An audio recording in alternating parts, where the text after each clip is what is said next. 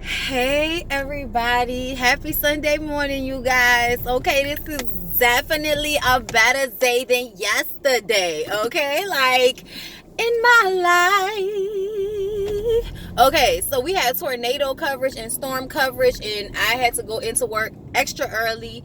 I think I worked like 4 extra hours or something like that, and I had like a short turnaround from Friday to Saturday, and then again another short turnaround from last night to now this morning. I'm going back to work. So I got work to do. I got a gig. I got work to do. I got a job, babe. I got work to do. All right? But look, just right quick before we get into Iyanla, Fix My Life, Hazel E. I want to just say that Beyonce has a way of making me so proud of her, because I feel as if I didn't stay up to watch her Coachella performance, y'all. I was way too tired. Like I couldn't. I tried. Okay, I was up until like maybe 11 something. Like I couldn't do it. I was real tired yesterday, and like, you know, it was a lot of physicality. There's a lot of physicality in my job on a day-to-day basis, period. So it was just like all day of lifting sticks and in the rain, shooting in the rain, holding my camera, you know what I'm saying, jumping in the car, jumping out the car, running through the rain, holding up the camera, you know what I'm saying. It was a lot. So, you know, I was just too tired to stay up and watch it, but I caught the clips this morning, and the Lift Every Voice and Sing into Formation, the DC3 reunion, Solange coming out and doing, you know, the little pop dance with the OD to the bounce music. I heard they had a second line in and out, the HBCU theme, her coming out looking like, you know, Queen of Zamunda. Like, I'm so proud. I'm so proud. And I will try to look at it further. And so on the Bondi Blue Show, which will come out on Monday, because, you know, of everything that went down this week, I usually do it before I go to work on Saturdays. And since I had to go in early, I didn't have a chance to get it done. So the Bondi Blue Show will be up tomorrow. The topics will be Cardi B versus Nicki Minaj, Tristan Thompson and Khloe Kardashian, K. Michelle being rushed to the hospital for the silicone spreading into, you know, the back and all that from the butt cheeks. And now I will be talking about Beachella. All right, all right. I love it. Oh my God, to be young, gifted, and black. Okay, so Hazel E, you guys, and that's when we flip over to this sad stuff.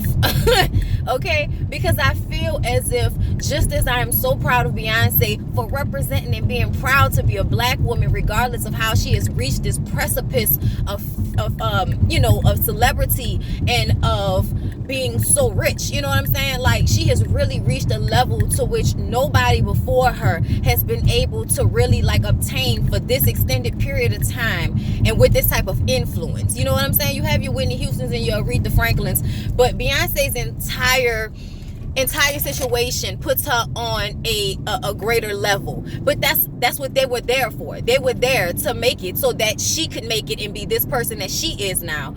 And we look at that and we feel proud, and then we turn around and we look at Hazel E. Hazel E, I don't know if you know, Erica, was on Love and Hip Hop Hollywood first few seasons, went away, and then came back. Hazel E is the type of young woman that obviously carries her insecurities around on her person. You can see it all over her that she's been told she's ugly. You can see it all over her that she's been told she's not good enough. And she came out, what was it, last summer, and had some ridiculous tweets in response to people calling her little young boyfriend who she had on the show. A lot of people were saying he was undercover. And then also we saw Hazel E doing a lot of changing of her face, and it seemed like skin lightening and just things that were like, what is going on? And I've always seen Hazel as the sort of person, let me get my words together, I'm sorry. I've always seen Hazel as a type of person that is the underdog, and we rooted for her. And then when she came back and she's like, I'm that bitch, I'm that bitch. And I feel like that was a persona that she put on to protect herself, and it became her makeup, and it explained things about who she was. And I never looked at her as if, oh, I hate her. I really felt bad for her and pitied her, and just would roll my eyes at her more than anything, because it's like, you're too old. 37 years old. You're too old to open up your mouth on social media and speak out against the people in that way, especially when the people who are in your fan base are either gay, or some of them are dark complected black women. Okay, I'm not dark skinned, you guys, but I have never had the identity crisis of thinking that somehow I was being treated better because of my skin tone. I thought maybe I had been treated better because of who my family was in New Orleans sometimes, and also because I'm attractive. And I recognize that. I've never thought I was the prettiest girl in the room, but I know that I'm attractive, and I'm naturally flirtatious, and I'm from the South. So I very much have a smiling, get along type of attitude. A lot of the times I'm a bubbly personality. So the times that I have gotten my way, I never thought it was because of the color of my skin. Okay? So as another black woman looking at Hazel E, I don't understand how we could go through all we go through as a people, and you could sell us down the river. Like, that's one thing I don't like to do at all. If there are ways that I can grow as a young African American woman to represent and help us be better as women, as an influencer, that's what I'm gonna do. I try not to say derogatory things about us based off of our color. You know what I'm saying? I don't like to do that. And I say things jokingly because I'm from New Orleans, and we call people yellow and we call people black too, but it's never a negative to me. I perceive dark skin is very beautiful. Darker the berry, sweeter the juice. Okay, my mom is dark skinned, and because of my protective feelings over her, I have always felt like if you're talking about a dark complected woman, you're talking about me. That's how I perceive it, because my mom is dark skinned. My grandfather was dark skinned. I had both sides in my family, people that were very, very light and people that were very, very dark. And still, my mom is perceived as beautiful down here, regardless. Like, she's a beautiful woman, dark skin, beautiful hair, great cheekbones. Okay, you might see some of the similarities. But, speaking of my mother, Hazel E's issue, and it's an issue in a lot of people's lives, is her relationship with her mother, and how that relationship formed who she is as a woman, as it pertains to how she carries herself and how she presents herself to the world. And I have always been very proud of my mother, because I felt like my mom set a good example for me. My mom did not carry me through her emotional insecurities. My mom did not impress upon me to be weak. She always told me to be strong. She even though my father was a man's man and a strong personality himself, and she had to be in some ways docile to him, and people might perceive that as a negative or old school, and it is old school, and I didn't choose that, but I also understand what era my father comes from and why he was like that. And I also understand why she could be attracted to a man like that, who could take care of her and just be a strong presence in her life as a man. She had a father, so she picked a good husband, regardless of how I think racism and the social status of most black people and how things went. We always make the best out of our situations, but in a lot of situations, black men are going out into the world being treated like scum, and so when they come home, some of their aggression is let out on their families, and it's not intentional a lot of the times. Not to say, trust me, my pa was not the worst of any of this, okay? Never was the worst that any of this could have been. Just a real stern, strong personality, and she had to play back to him, but she was never abused by him, and she never let me feel like I could be in a situation and not get out, and I had to just be quiet and deal with it. No, even though my daddy was strong and would whip my ass, I still was given the opportunity to be myself. I was given the opportunity to be who I wanted to be. And I just recently had a conversation with my mother, and she told me that she intentionally did that. Not that it just happened that way. She had intent on making me different from her mother, in the way I was happy and proud to be myself. And that is something that I have been told my entire life that I shouldn't be. So I really do see Hazel, and I understand her, and I also understand her mother, and how her mother being in an abusive relationship and being quiet and dealing with things so that she can be comfortable. I understand how that's something she could do, but I don't understand how she could allow someone to put their hands on her child. That's one, not, you know what I'm saying, in a way like that.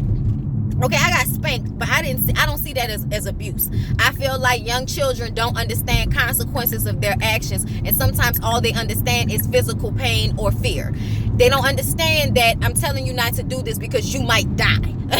Like, they don't think that far. So I understand as a child why my parents felt like corporal punishment was, the way to go in some situations. I obviously will treat my children slightly different. They probably still will get their ass whooped if they need it, because you have to respect your parents regardless to how comfortable you feel with the fact that they're your people. But I try to not stay in my life when I do these videos, but I see so many parallels sometimes. But the thing about Erica is that, and her mother, they are so used to not speaking their real truth and hiding what's going on in their family and in their lives, that it is how they handle things. Even with Iyanla, I feel like Erica understood what was going on, and I felt like it resonated with her. I really do. Regardless of how people be on these shows and they, in the moment, they totally understand Iyanla and they get it, but once they get back into their regular life and things are happening, they still can't change how they react to them. And I feel like that's Hazel, but I do feel like she was genuine behind her eyes and in her emotion. I really think she showed up to Iyanla for help. I really, really do. Also because she wanted to be on television again. I'm not stupid. I see that as well. But I really feel like it resonated. Even with her mom. But I feel like it's them to not show real emotion, especially when it's deep down pain. The deep down pain with Erica was that a young girl at 5 years old, her mom entrusted 2 young girls to babysit her. And they made her do sexual things to another child, and it messed her up. It made her have derogatory feelings towards the makeup of those young women, which were dark-skinned young women. So her aggression, monkey dark butts and all of that towards dark women is from that. But the thing I appreciated the most about this episode was Iyanla pulling her into that room with all of those black women who have had to come in through back doors, who have been spit on, who have faced racial discrimination that we will never understand in this day and time. Like, we understand it, but it's so not the same. The aggression of that time, I feel like, was very real, and it was felt by everybody, regardless of what their color was. I heard David Letterman, I believe it was David Letterman. I think it was it was Bill Maher. I was watching Bill Maher, and he said something about that time period of the 50s and how, in the 40s, and how dark the country was at the time. It might have been David Letterman. I can't remember. Either way, it was a dark time, because when you oppress people in such a way, with such ugliness, with such negativity because of their skin color, and it's a group mentality, it was an evil that was spread all over the place, and it could be felt by everybody. And I feel like that's why I don't like when black people speak against us, speak against the culture, or don't have our best interests at heart with their statements and the things that they do, because we need it. We're not like white people. We don't have this freedom that they have in this country, in this world, because they have white skin or light skin. We don't have that freedom. We don't have that foundation. We don't have that togetherness. We don't have people looking, you know what I'm saying? We do have people looking out for us, but what I mean is, People now in 2018 don't understand why you have to call for diversity at jobs. They were upset because they told Facebook that they needed to have more diverse employees. And people were saying things, black people were saying things like, why should he have to pick people? It's about ability. And it's like, if you think that black people don't have the ability to work at Facebook, you are out of your mind. Okay? They choose to hire who they hire because they make them comfortable, and they feel in some way uncomfortable by being around black people or being around people of color. That is why you have to call for diversity, because regardless to what anybody says or thinks, they will pick people who look like them so that they can feel comfortable in their space. Okay? That's the truth. And some of them are racist. Some of them don't want to see black people in the same space as them, because the mind fuck, excuse my words, but that's what it is. The mind fuck is that because black people can be in the same workplace as you, that we're now on even ground. And we're not. We're not. Boycott Starbucks, okay, told us that we're not on equal ground, regardless to the fact that we now have to share the same spaces. All right? So it should be impressed upon Erica and any other woman of color who feels as if she can use those types of remarks about other black women and it not be perceived as you speaking against all of us. That's how it feels. It's always how it feels. It always feels like if it's happening to some black person because they're black, it can happen to me and I don't feel safe. That is what it is, okay? So when you see these black women on this wall who have not had any of our same liberties, who have been performers, and white people have paid to come and see them, but they still have to walk into the back door of a theater to perform for people. That is unreal. That is disrespectful. That is a way of making you feel like trash no matter where you are. And that is the black experience, that no matter where you are, you can be made to feel like you should not be where you are. You shouldn't be here. You don't belong. You're different. Okay? I can't tell you how much I'm sometimes reminded that I'm different. Unnecessarily reminded that I'm black. Thank you. I didn't know. You know what I mean? So she needs to think about that when she presents herself into the world. We all need to think about that when we present ourselves to the world. People like to think of, we're not all the same. No, we're not all the same. But for the most part, all black people in America have the same experience. And because of that experience, we have to uplift each other, because if we don't, nobody else will. If we don't have BET, nobody puts in contempt on TBS. Okay? You have to be somebody like Tiffany Haddish, or I'm sorry, I don't know why I'm blanking on his name, but the comedian that Hustle Man. I don't know why I can't think of his real name right now. I don't know why. I'm sorry, y'all, but sometimes it be like this when you're doing a video. Your mind's working so fast you can't think of people's names. But Hustle Man from Martin has a show on TBS, and he had to be him. Tracy Morgan had to be him in order to get that show. You know what I'm saying? Like, people really have to get to a certain place in order to be seen in some of these all-white spaces. And it's not fair. It's not fair all the time. And we have to just go about our lives dealing with that and making spaces for ourselves, making platforms for ourselves, because if we don't, we won't be seen. Not nearly as much, okay? And I'm glad that she showed her all their faces.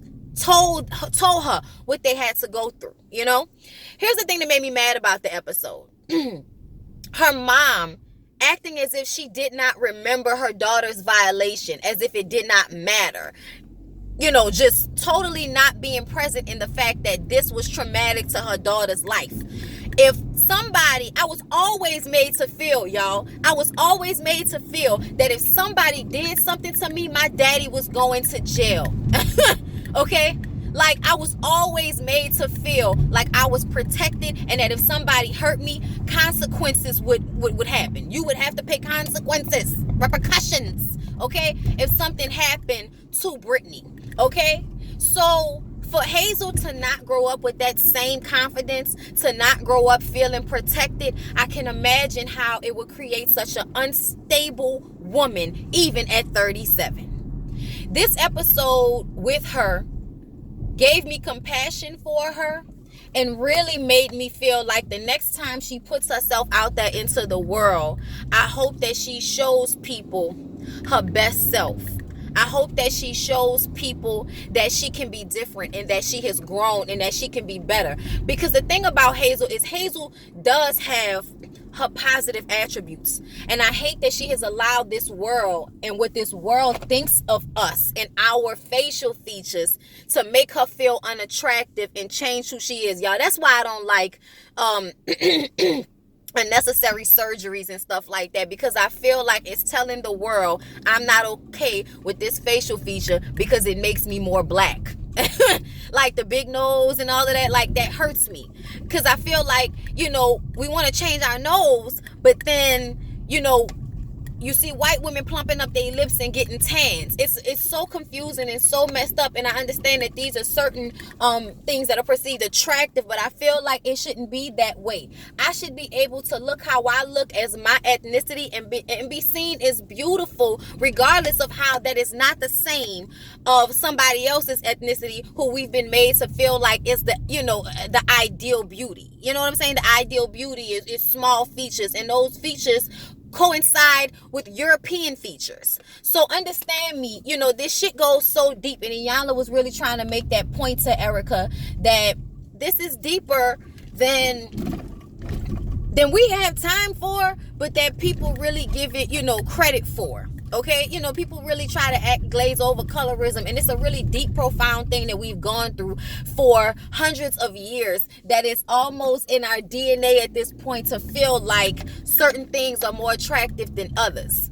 And we're less attractive as African American women with our features and what we bring to the table. It's just now that asses are big and that's attractive. But guess what? It wasn't black women that made it popular for asses to be big. It was the Kim Kardashians of the world, the J-Los of the world, the people who had lighter skin, who looked how you wanted them to look and gave you a little bit extra so you felt that it was, oh, it's exotic. You know what I'm saying? Us always being made to feel like, you know, the not so pretty girls in the room sometimes, regardless of how beautiful we may really be. You know what I'm saying? So, you know, it's just such a deep thing, and I can talk about it forever because it has so many, you know, nuances. But I really hope that Erica takes some of what Iyanla said to heart and tries to become a better woman, because if you're going to be out there in social media, if you're going to be on a reality show, I would like for you to at least represent us in a way that you would not go against us as a people, because we need each other. We need each other's support. We need each other to you know, we need to be backed up and validated by one another. And the fact that racism and colorism has put into us this back and forth amongst one another is so sad and deprecating to our culture, and it has not been done to any other ethnicity like that but people of color. Like it happens in Asia, like, you know, like the darker Asians are made to feel less than. It happens in the, you know, the Latino communities and the South American countries. Oh, if you're darker, you know, but because European white people don't have this, they don't have like really darker shades that they look at as less than like we do. And it's unfair because this is what they put on us, not what we put on ourselves. But there was a part of the show where she invited some other women from Hollywood. You know, Ronnie from the Players Club, who has always been on her show and has done several different things with her. I love Ron. I don't know. I forget her real name. Tamika, something like that. I'm sorry, I forgot her name. I always just called her Ronnie from the Players Club, but that's all right though, girl. You're not really Ronnie from the Players Club. That was just your role that we remember. We know that's not really you, girl. All right. I love her though. Tammy, is that her name? I think her name is Tammy. Anyway, she was there. That pretty lady, dark-skinned lady with the short hair and pretty teeth, who corresponds a lot. She's on TV One and stuff like that. She was there. Also, Raven Goodwin from Being Mary Jane, she was there, and also Estelle. The main thing was understanding each other's experience, that as light-skinned women were made to feel other from dark-skinned women. But it's all coming from the slave master telling the people in the field, the dark people in the field, that, oh, y'all stay out there in this heat and work harder, and the light-skinned ones get to be inside in the coolness with the master in the kitchen. But they got raped faster. They got raped quicker. Things happen to them that may not have happened to darker skinned women because of the separation. And it's on both sides. Just like dark-skinned women may feel, be treated less than, because Tammy said I'm calling her Tammy, but, she said she had a story of going to a producer's house and him telling her that her two dark-skinned friends were too dark to come in, and her feeling upset on behalf of them and not wanting to tell them that because she didn't want to hurt them. And I so understood that, because I'm a woman that may not be that dark, but I feel like I'm brown, and I feel hurt when that's said about any one of us. I don't like that. You know what I'm saying? But it's also been embedded in me. You know what I'm saying? To feel a certain way. And I've just made it so that I've grown myself out of those things. When I grew up, and because I am bisexual, when I was very young, it was ideal to date the little fizzes of the world. Okay? Even in women. Half Puerto Rican, half black, long, pretty hair, light skin. That was my first girlfriend. I had to grow out of that. And I made a conscious effort to grow out of that and not make that the thing that's only attractive to me, because that's not fair and that's not real. There are people who are brown skinned that have beautiful facial features that are gorgeous. You know what I'm saying? Just like there are light skinned people that are ugly. Like, you know what I'm saying? That is not real. And I did not want to grow up with that type of stigmatism in my mind. I did not want to grow up that way. And so, I have not. As an adult woman, I pick people based off of how they make me feel and how they look as a whole, but not their skin tone. That does not matter to me. I have seen some of the most gorgeous dark-skinned men in my life. Kofi! You know what I'm saying? As long as you have nice teeth. That is my only criteria. Okay? So, you guys, it's just a long subject that we can go on and on about, and I don't want to, because this video is getting long. And I appreciate y'all for watching these Fix My Life videos, because I enjoy doing them. If you have colorism issues, check yourself.